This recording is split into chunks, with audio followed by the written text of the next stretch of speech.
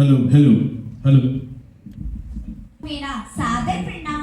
आज हम यहाँ पर एक नाटक प्रस्तुत करने जा रहे हैं जिसका शीर्षक है कर्मों का फल। अगर इसमें हमसे कोई भी त्रुटि हो तो कृपया हमें क्षमा कीजिए। एक गांव में दो दोस्त रहते थे, रमेश और कैलाश। उन दोनों ने मिलकर एक व्यापार शुरू किया जिसमें उन्हें करोड़ों का लाभ हुआ। आज वे दोनों इसी अवसर पर मिलते हैं। देखिए आगे क्या होता है।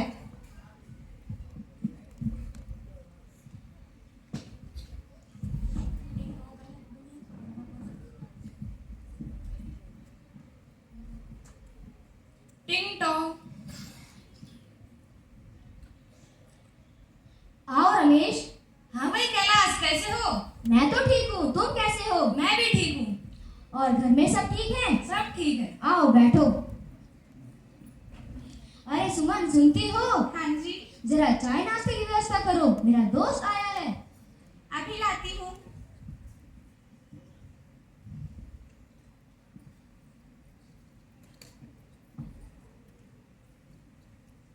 ये लीजिए देवर जी चाय। धन्यवाद। भाभी जी नमस्ते। नमस्ते देवर जी। कैसे हो आप? मैं तो ठीक हूँ, आप बताओ आप कैसे हो? मैं भी ठीक हूँ। और घर पे सब ठीक है? सब ठीक है।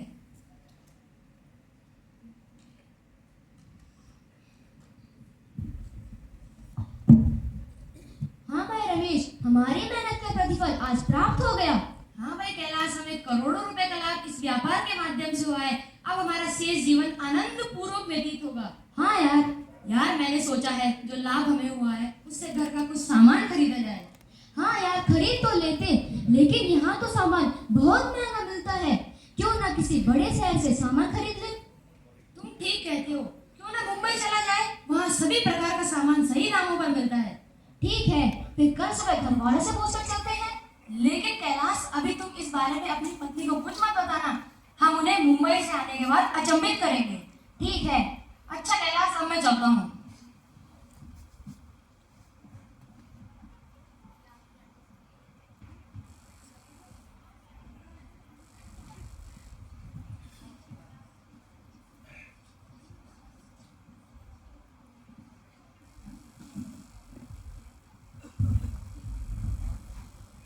टिंग टोंग। प्रणाम पिताजी। प्रणाम बेटा, कैसे हो? मैं ठीक हूँ पिताजी, आप बताइए। मैं तो बढ़िया ही हूँ, तुम्हारा व्यापार सब ठीक चल रहा है? हाँ पिताजी, मैंने व कैलाश ने जो व्यापार शुरू किया था उसमें हमें करोड़ों रुपए का लाभ हुआ है। अब हमने सोचा है क्यों न मुंबई जाकर घर के लिए कुछ सामान खरीदा जाए। बेटा, मैं तुमसे एक बात कहूँ, तुम बुरा तो नहीं मानोगे? निसंकोच होकर कहिए पिताजी। बेटा, मैं सोच रहा था क्यों ना तुम कैलाश को अपने रास्ते से हटा दो। अरे पिताजी, ये आप क्या बोल रहे हैं? कैलाश मेरा जिगरी दोस्त है और मैं ऐसा कभी नहीं सोच सकता हूँ। मैं बिल्कुल ठीक कह रहा हूँ बेटा। तुम दोनों मुंबई जा रहे हो, मुंबई एक बहुत बड़ा शहर है, तुम उसे वहाँ आसानी से ठिकाने लगा सकते हो। इसमें मेरा एक दोस्त रवि तुम्हारी मदद करेगा। रवि की पान की दुकान है और वह इस काम में बहुत माहिर है। तुम उसे कुछ पैसे दे देना, वह तुम्हारा काम अवश्य करेगा। मुझे लगता है पिताजी आप ठीक कहते हैं, मैं ऐसा ही करता हूँ। लेकिन कैलाश की पत्नी का क्या होगा?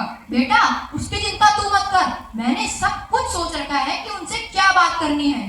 ठीक है पिताजी।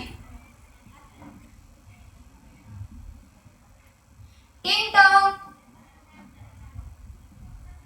आओ भाई कैलाश, आओ।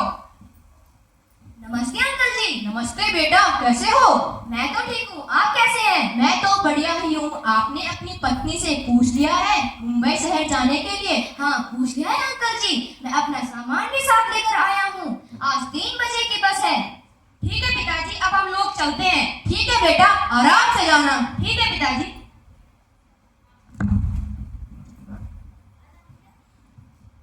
मुंबई जाकर घर का कुछ सामान खरीदने के पश्चात रमेश की मुलाकात पान वाले से होती है।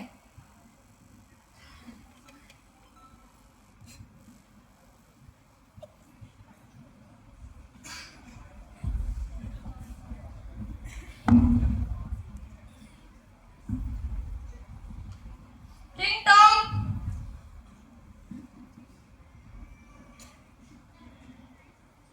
प्रणाम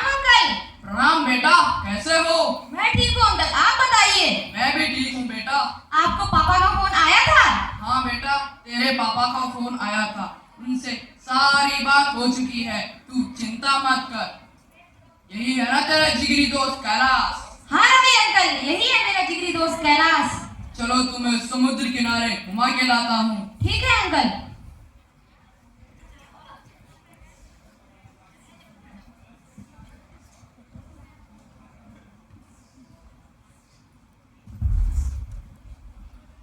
अरे बेटा, मैं तो भूल ही गया, मैं तुम्हारे लिए मसालेदार पान लाया हूँ। क्या रवि अंकल, आप हमारे लिए पान लाए हैं? हाँ बेटा, मैं तुम्हारे लिए मसालेदार पान लाया हूँ। ले रमेश, ये तेरे लिए। ले कैलाश, ये तेरे लिए स्पेशल पान। वाह रवि अंकल, क्या मजेदार पान है। अरे अरे ये क्या खिला दिया तुमने? मुझे तो चक्कर चक्कर आ रहे हैं, उल्टी का मन हो रहा है।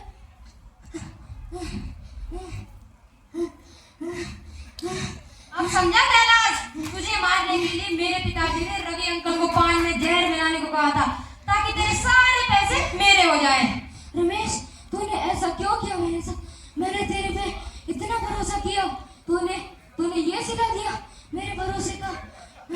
इसका मतलब भगवान तुझसे जरूर लेगा। चल रमेश, इसे इस समुद्र में ठिकाने लगा देते हैं, यहाँ कोई नहीं आता। कुछ देर में शार्क मछली इसे अपना भोजन बना लेगी। ठीक है अंकल।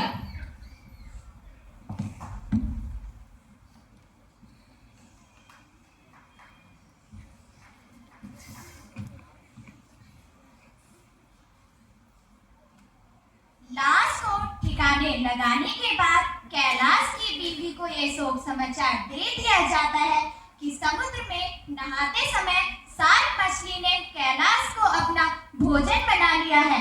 कैलाश की बीवी को व्यापार लाभ के रूप में 1 लाख रुपए दे दिए जाते हैं, क्योंकि कैलाश की बीवी को व्यापार लाभ के बारे में कुछ पता नहीं था। उन्हें तो यही लगा कि रमेश ने बड़ी ईमानदारी के साथ सारी धनराशि उन्हें लौटा दी है। वे उनका धन्यवाद करते हुए वहां से चले आते हैं।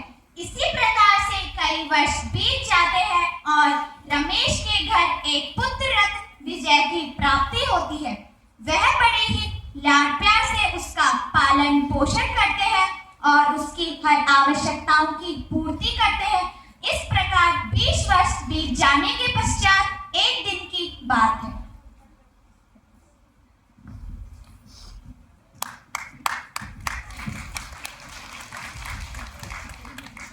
पापा जी, आपका बहुत बहुत धन्यवाद कि आपने मेरा एडमिशन कनाडा के मेडिकल कॉलेज में करवा दिया है। अरे